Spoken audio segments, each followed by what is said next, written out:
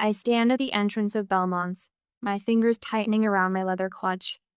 Through the amber glow of vintage chandeliers, I can see them laughing, wine glasses held high in some private celebration. My family. The maitre d' smiles at me with practiced warmth. Your name, miss? Before I can answer, my mother's voice cuts across the dining room. Oh, there she is, finally. Heads turn. I feel the weight of strangers' curious glances as I step forward, the quiet click of my heels against marble marking each step. My black dress is simple, but well-tailored, the kind that whispers success rather than screams it. They've positioned themselves at the restaurant's finest table, the one with the view of the downtown skyline I once dreamed of being part of. Mother, cousin Lucas, his wife Brittany. The light catches the ruby pendant at my mother's throat, a gift from my father before cancer took him during my sophomore year of college. I approach the table and stop, noticing immediately what they've chosen not to see. There is no chair for me. Lucas sprawls comfortably, one arm draped across the back of his chair, the other holding a glass of something amber and expensive. His smirk arrives before his words do. This table is for family, he says, not bothering to lower his voice. Go find a spot outside. The couple at the neighboring table pauses mid-conversation, their discomfort palpable. Don't take it the wrong way, Rachel. Brittany chimes in with sugar-coated venom. Lucas is just joking. But he isn't, and we all know it. I say nothing, my face betraying nothing, as I drag a chair from a nearby table. The legs scrape against the floor, the sound harsh against the restaurant's soft piano music. My mother doesn't meet my eyes. Helen Harrington, once the backbone of our family, now just another vertebra bent to accommodate Lucas's posturing. She fiddles with her napkin, smoothing imaginary wrinkles. You're late, she says finally, as if my arrival 15 minutes early somehow disrupted their decades-long narrative. I settle into my mismatched chair. Traffic. I lie. The truth that I sat in my car for 20 minutes debating whether to come at Oliver's, no strategic advantage. As I watch them clink glasses, a memory surfaces sharp and uninvited. 4 years earlier. My childhood bedroom stripped to bare walls. Cardboard boxes containing everything I owned stacked by the door. This business idea of yours is just another phase, my father had said, leaning against the doorframe. Not angry. Worse. Dismissive. You'll be back when reality sets in. I'd moved that day into an apartment so small the kitchen table doubled as my first office desk. I worked 18-hour days, ate ramen heated in a microwave that sparked if you ran it too long, and built my company one client at a time. That first Christmas, I'd called home. The sounds of laughter and clinking glasses had filled the background as my mother explained they were just having a small gathering. One I wasn't invited to. When Meridian Corp signed my first six-figure contract, the validation that changed everything I'd wanted to call them. Instead, I'd opened a bottle of champagne with my 2 employees and toasted to those who believe in themselves when no one else will. Rachel? Earth to Rachel. Lucas snaps his fingers in front of my face. I blink, straightening in my chair. Yes? We've been talking about St. Bart's, Brittany says, twisting her diamond tennis bracelet. Lucas and I went in January. The Rothschilds were actually staying at our resort. I take a sip of water. 3 days ago, my mother's desperate phone call had broken our usual pattern of polite monthly check-ins. It's been so long, sweetie. Everyone misses you. Her voice had carried that particular tone, the one that speaks more in its silence than its words. But loneliness is a powerful motivator, and some buried part of me still longed for a place at the family table. Now I see Lucas's new Rolex glinting as he gestures a watch that costs more than the monthly rent for my first office space. Brittany's purse casually displayed on an empty chair, the designer logo prominently facing outward. Their conversation bounces from exclusive vacation spots to luxury purchases with the frantic energy of performers who've forgotten their next line. I don't participate. I watch. The waiter arrives with coffee, and I wrap my hands around the warm mug, observing the theater playing out before me. You know what? I'm splurging tonight, Lucas announces, tapping the menu decisively. The Wagyu ribeye. And let's do the 2015 Bordeaux, he tells the waiter without looking up the price. Life's too short for cheap food. Brittany nods enthusiastically. Lobster for me, and maybe we should start with champagne? It's a special occasion, we should treat ourselves. One by one, they order the most expensive items on the menu, exchanging knowing glances when they think I'm not looking. My mother nervously fidgets with her napkin, complicit but uncomfortable. I hide my small smile behind my coffee cup as understanding dawns. Now I know exactly why I'm here. So then I told the Andersons that waterfront properties in this market are practically giving themselves away, Lucas says, swirling his wine with practiced nonchalance. They signed the paperwork that afternoon. 2 hours. 2 hours of carefully choreographed conversation that flows around me like water around a stone. Every time I open my mouth to speak, Lucas's voice rises half an octave, drowning out my words before they can take root. Nobody cares about work talk at dinner. He interrupts when I begin describing our company's expansion into the European market. His hand dismissively waves in the air between us. We're here to catch up on family stuff. Family stuff. As if I'm not family. As if my life's work is somehow less significant than his fabricated real estate victories. I take a measured sip of water, mentally documenting each slight. The waiter has refilled my glass 4 times. I've barely touched my food. Watching, listening, learning. You look good for someone who works all the time, Brittany offers, her eyes scanning my face for signs of fatigue she can comment on. Do you ever actually leave that office of yours? Before I can answer, she launches into a story about her spa weekend, the words rejuvenation and self-care falling from her lips with practiced ease. My mother reaches across the table, her fingers briefly brushing my wrist. Let's all just enjoy being together, she says, her smile strained at the edges. It's been too long. Whose fault is that? I almost ask, but don't. Instead, I nod and cut a small piece of my untouched salmon. Oh, Lucas, tell Rachel about that new place we tried last month, my mother says suddenly. The Italian one with the chandeliers made from Venetian glass. I set my fork down carefully. Last month? An awkward silence descends, brief but heavy. We try to do this monthly, Brittany explains, examining her manicure. Family dinner. It's tradition. A tradition I'm just now hearing about. I say, the realization settling like ice in my stomach. Lucas clears his throat. Well, you're always so busy, running your little company and all. The diminutive stings exactly as intended. I straighten imperceptibly in my chair. Not too busy for family if invited. My mother's eyes dart nervously between us. More wine, anyone? Lucas seizes the opportunity to shift topics. Speaking of business, he leans forward, his Rolex catching the light. The market's been brutal lately. 3 deals fell through last week. He looks pointedly at me. Not everyone can be swimming in success. I recognize the play immediately. The suggestion of struggle, the implication of need.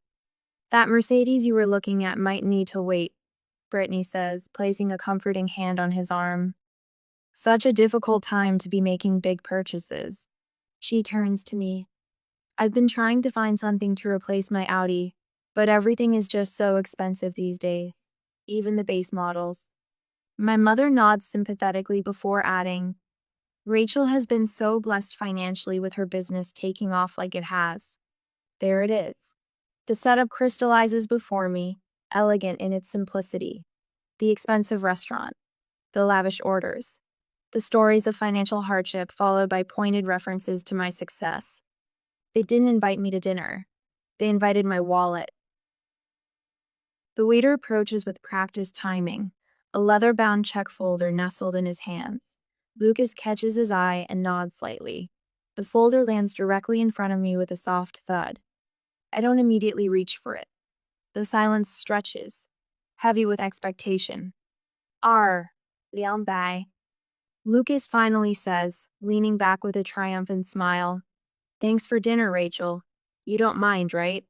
We figured since you're doing so well." All eyes turn to me. My mother's fingers nervously twist her napkin. Brittany's smile is brittle at the edges. Lucas radiates entitled confidence. My phone buzzes in my purse. I retrieve it, glancing at the screen. Meeting confirmed for 9 p.m. We've locked in the Singapore contract. Celebrating at the office whenever you can make it, Diane. A picture forms in my mind. My business partner, Diane, who stayed until 3 a.m. helping me finish our first major proposal. Miguel from development, who brought me soup when I worked through a fever to meet a deadline. Sarah from legal, who believed in our vision enough to leave her corner office at a prestigious firm.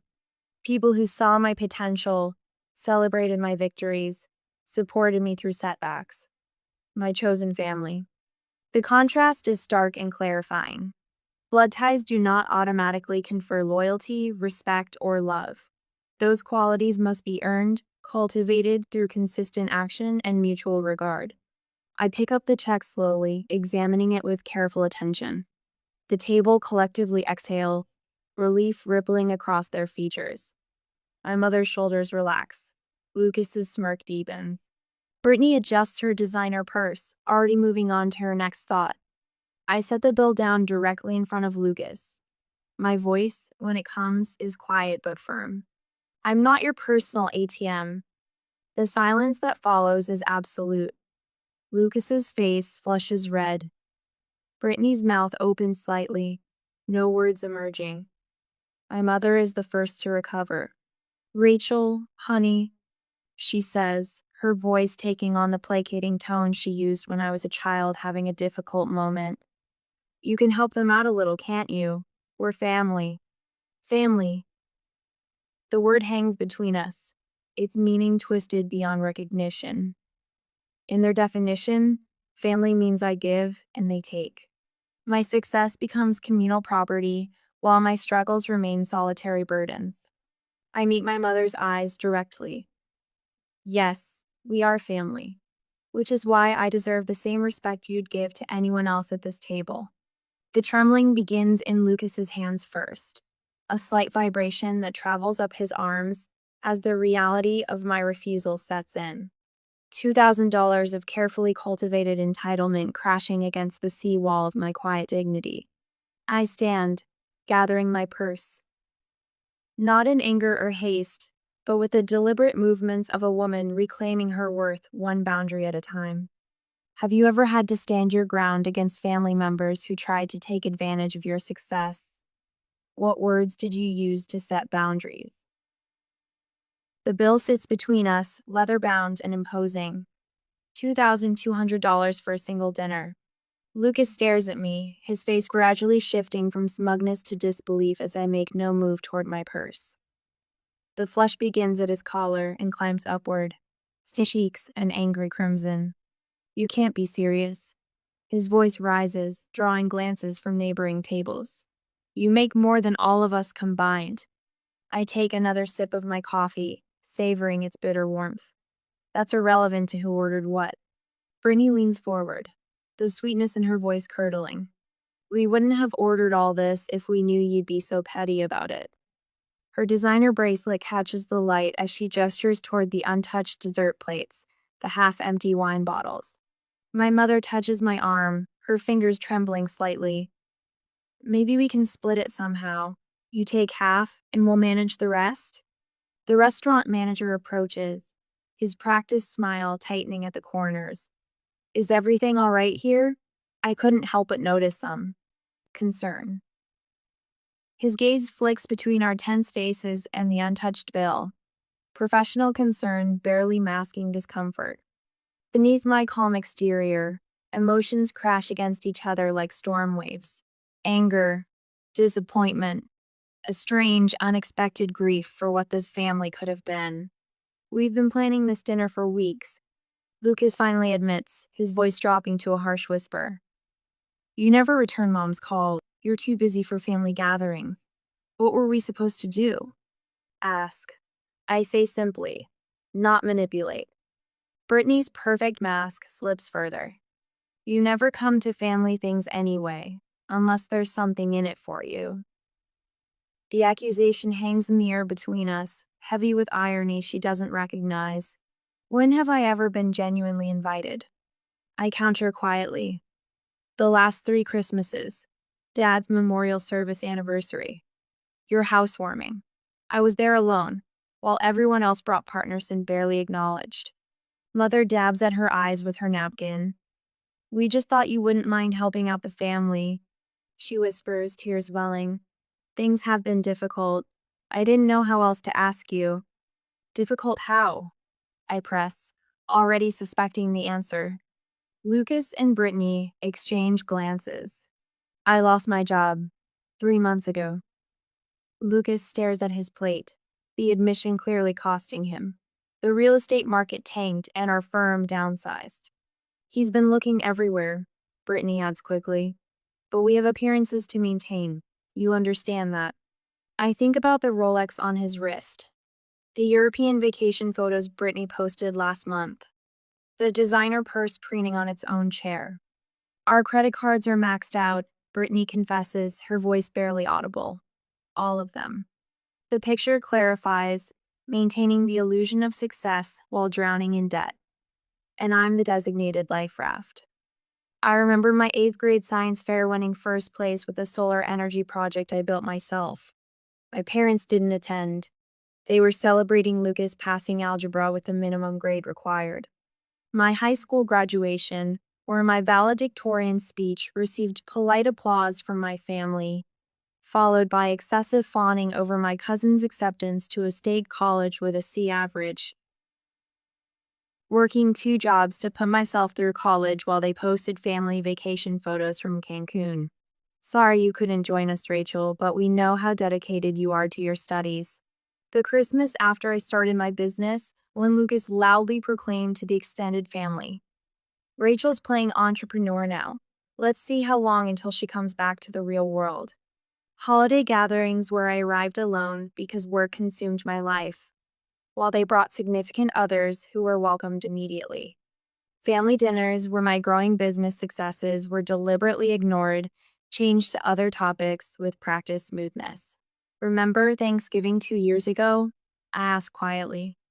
Lucas looks confused by this apparent non sequitur. I had just landed the Westfield account. It doubled my company's revenue overnight.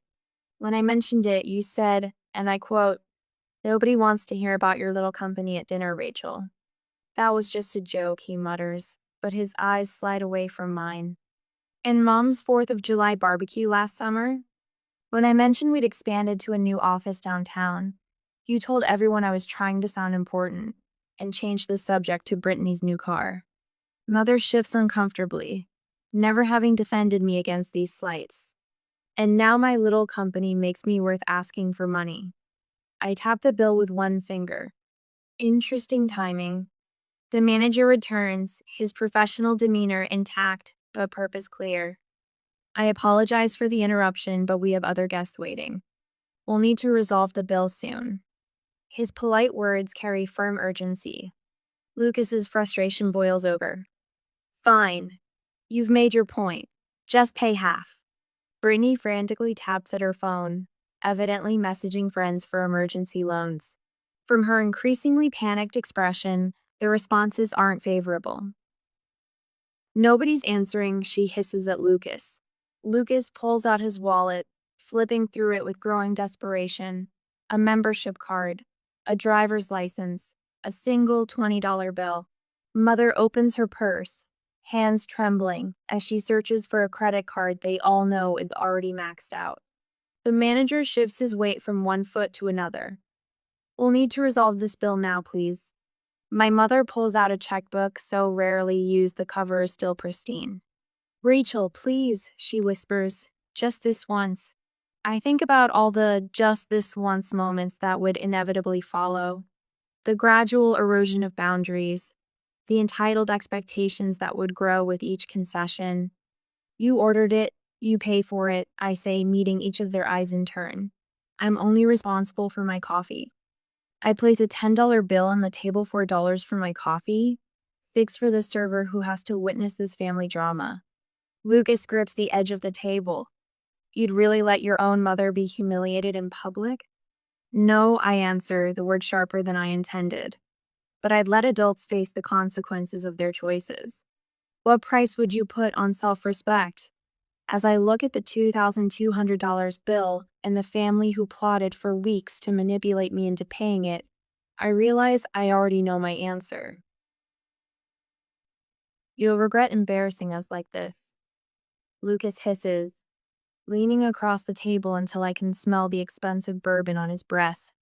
His voice is low enough that nearby diners won't hear the words, but loud enough to ensure everyone at our table does.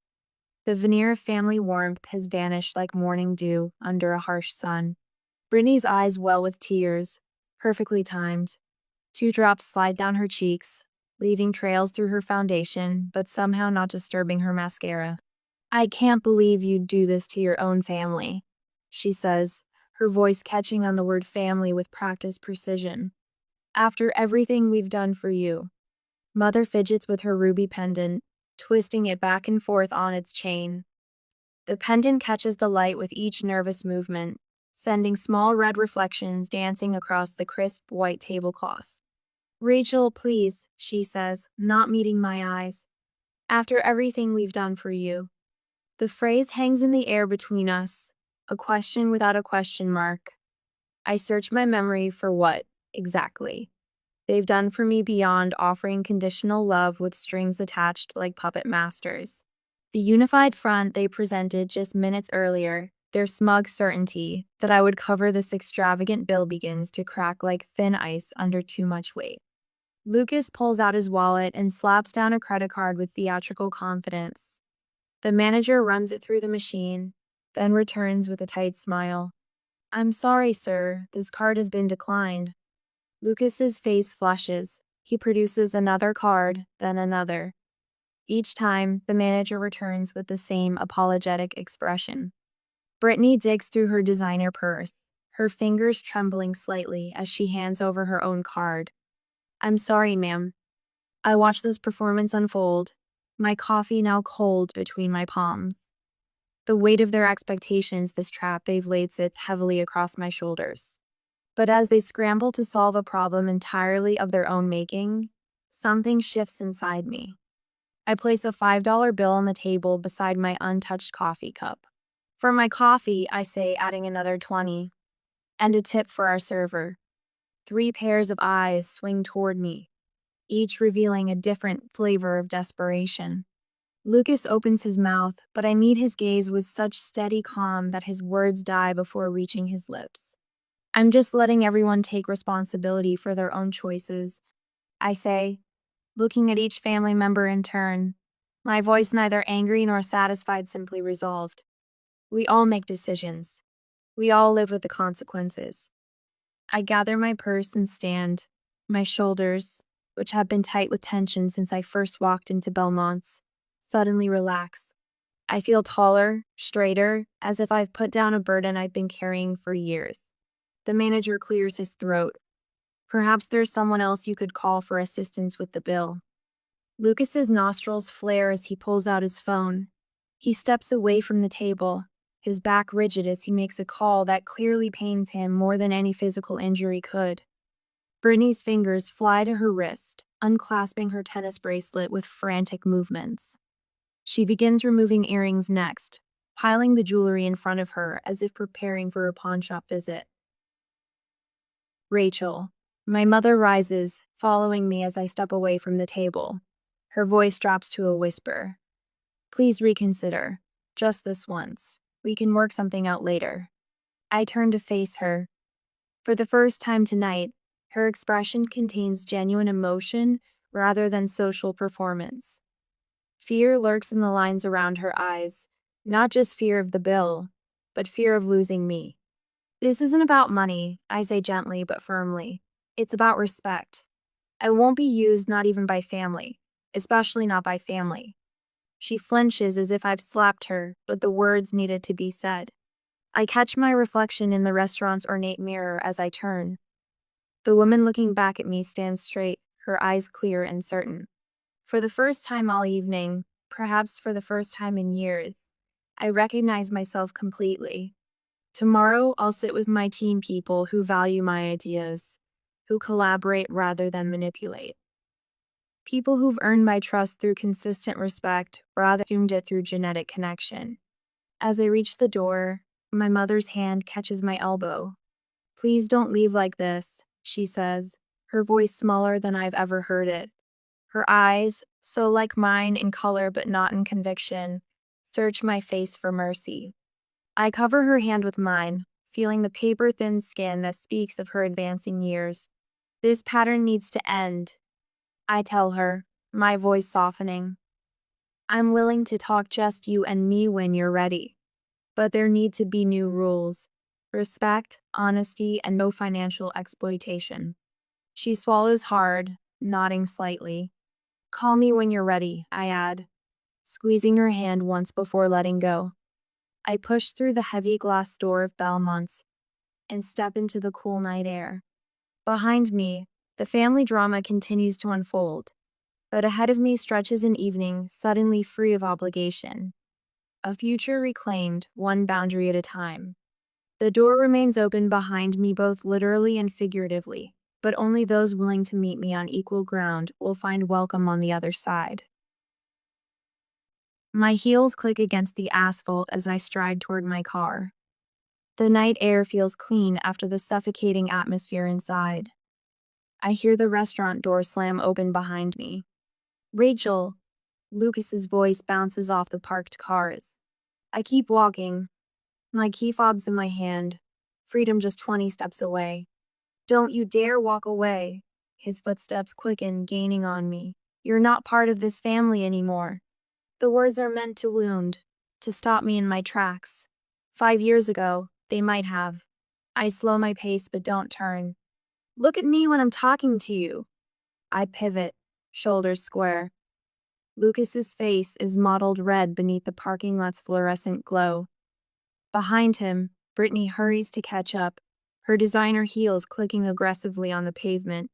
Several diners linger near the restaurant entrance, openly watching the unfolding drama. "You ungrateful little," Lucas cuts himself off, breathing hard. "Who do you think you are?" "I think I'm someone who just wanted a normal family dinner." My voice remains level, a stark contrast to his escalating volume. Brittany reaches us, slightly breathless. "This isn't about dinner, and you know it." Mother appears in the restaurant doorway, hesitating. I see the indecision in her posture caught between her niece and nephew and her only daughter. Lucas runs his hand through his hair, a gesture so reminiscent of my father that it momentarily disarms me. Then his expression shifts, calculated concern replacing raw anger. "Mom has medical bills she can't pay," he says, voice dropping to an urgent whisper. "We wouldn't have asked, but it's serious." I look past him to Mother, who can't meet my eyes. The final piece clicks into place. This dinner wasn't just about sticking me with an expensive bill. It was the prelude to a much larger financial request. "We wouldn't ask if it wasn't serious," Brittany adds, her voice honey-sweet again. "Family helps family, Rachel." A couple passing by slows their pace, pretending not to listen. I wait until they're out of earshot. "There are better ways to ask for help than manipulation," I say quietly. "If Mom has medical issues, I'd be the first to know about it." Mother finally approaches, her ruby pendant catching the streetlight. "It's just some tests, honey. Nothing to worry about. Insurance covers most of it." The betrayal stings worse than Lucas's anger. Mother was in on this scheme from the beginning, using her health as a bargaining chip. I take a deep breath, weighing decades of family history against this moment. "Mom, if you have medical needs, we can discuss that privately. I'm willing to help with legitimate expenses." "See?" Lucas bursts in. "She can afford." I lift my hand, cutting him off. "I wasn't talking to you." Brittany steps forward. "We're all family here." "Supporting family doesn't mean enabling bad behavior," I reply. "Showing up tonight and discovering you plan to use me as your personal ATM isn't how family treats each other." I reach into my purse and extract a business card, holding it out to Mother. She takes it with trembling fingers. Call me tomorrow. Just you, I tell her.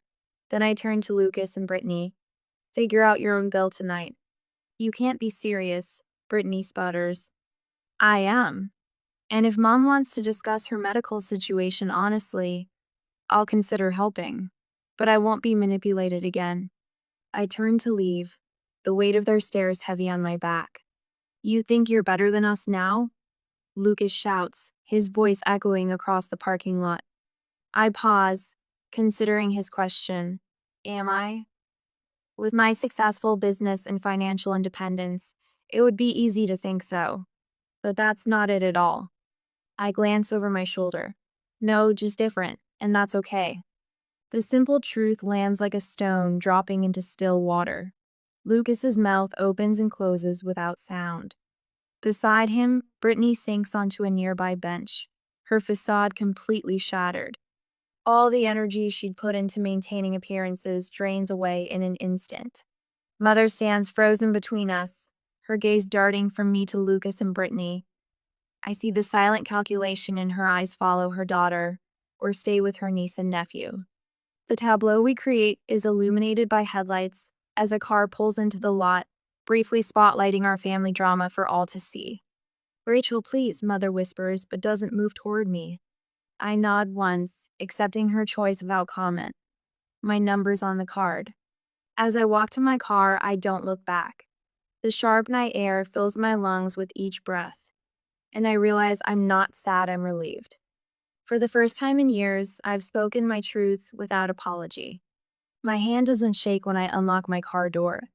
The woman reflected in my window looks steady, unbroken. Different, not better. And finally at peace with that distinction. Inside the safety of my car, I allow myself one deep, shuddering breath before turning the key in the ignition. As I drive away from Belmont's, I leave behind more than an unpaid dinner bill. I leave behind the weight of expectations I never agreed to carry. Tomorrow, Mother may call, or she may not. Either way, I'll sleep soundly tonight. I stand at the wall of windows in my office, watching the city awaken beneath me. 3 months since Belmont's. 3 months of reclaiming what family means. The morning light catches on the framed photo on my desk, me at 22. Exhausted but determined, sitting at that kitchen table that doubled as my first desk. I touch the frame lightly, a silent acknowledgement of how far I've come. Rachel, Maya, my operations director, appears in the doorway. Team's ready when you are. I follow her into our conference room where 6 faces turn to me with something I never found at that restaurant table: genuine respect. Let's begin, I say, and the meeting flows with the practiced rhythm of people who value each other's contributions. No one speaks over anyone else. No one belittles ideas. We build together, brick by thoughtful brick. This is what I've built. Not just a business, but a community. 1 sugar, right? Mom asks, sliding the coffee across the cafe table toward me. I nod, watching her hands steadier now than they were a month ago. We've made these coffee meetings a monthly tradition. Small steps. The bookstore hired me full-time, she says, pride creeping into her voice. Manager liked how I reorganized the history section. That's great, Mom. She hesitates, then adds, I've been meaning to thank you for not giving up on me that night. The memory of Belmont's flickers between USA Ghost growing fainter with each passing day. I'm learning too, I admit, about where to invest my energy. Last week, Mom joined us for my birthday dinner, not at some ostentatious restaurant, but in Eliza's backyard. My friend since college, Eliza had strung lights across her patio and cooked my favorite lasagna. Mom brought homemade brownies and fit seamlessly into the evening, laughing genuinely at Jordan's terrible jokes and listening to Kim's stories about our early business struggles. For the first time, I saw her without the shadow of Lucas and Brittany looming over her. Lucas took a job in Hartford. Mom mentions casually as we walk through the park the following Sunday. Something in sales, smaller salary, but he seems, I don't know, lighter? I nod, not surprised. We've kept our distance, but through mom, I've heard snippets. Brittany's Instagram no longer features designer labels and exotic locations, but home cooked meals and local hiking trails. Their fall was hard but necessary. He asked about you, mom adds tentatively. When he's ready for an honest conversation, he knows how to reach me. I've made peace with the timeline being out of my control. Some relationships heal, others remain broken. Both outcomes are acceptable. That evening, the aroma of garlic and rosemary fills my kitchen as friends move around the space with comfortable familiarity.